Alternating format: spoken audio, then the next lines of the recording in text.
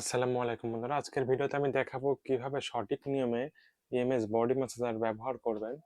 অনেকেই EMS body ব্যবহার করার নিয়মটা জানেন না, যার জন্য আমরা শুরুতে প্যাকেটটি খুলে নেব।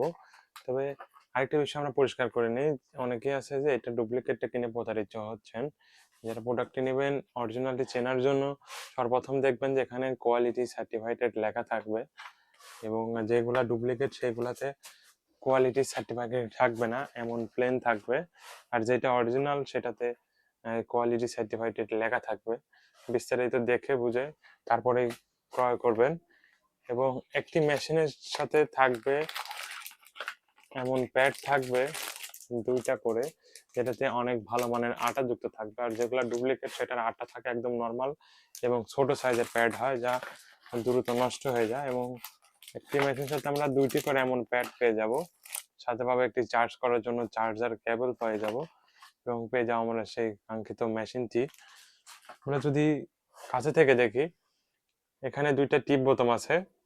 আমরা যেহেতু আমাদের কাছে এক্সট্রা প্যাড আছে, আমরা এটার সাথে যুক্ত করে নেব। শুরুতে আমাদের এই প্যাডগুলা এই মেশিনের সাথে সংযুক্ত করে নিতে হবে টিপ বোতামের মাধ্যমে। ক্লিক প্রেস করব, এখানটায় প্রেস করে আমরা টিপ বোতামের মাধ্যমে এটা লাগিয়ে নেব।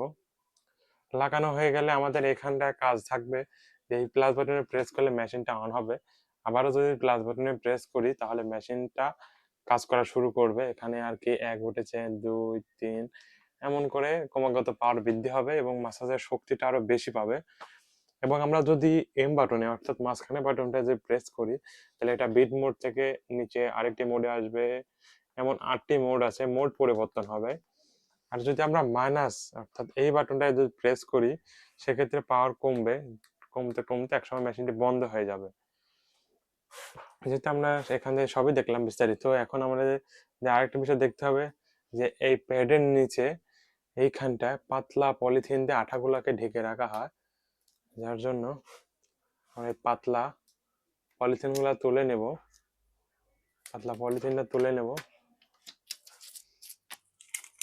পাতলা পলিথিনগুলা পাতলা পলিথিনটা তুলে নেব। তুলে নিয়ে আমাদের শরীরে যেখানটায় ব্যথা আছে সেখানটায় এই বডি ম্যাসাজারটি লাগিয়ে নেব।